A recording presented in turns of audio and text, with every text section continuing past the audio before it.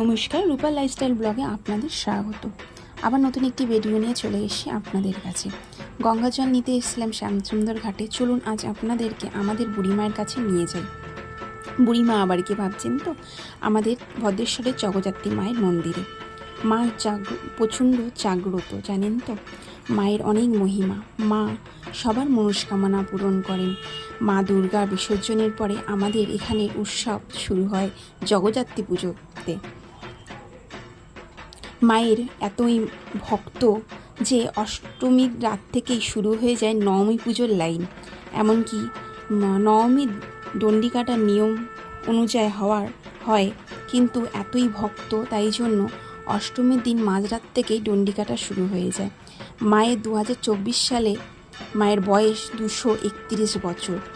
আরও অনেক কিছু মায়ের কাহিনী আছে এই ভিডিওটিতে আমি বলে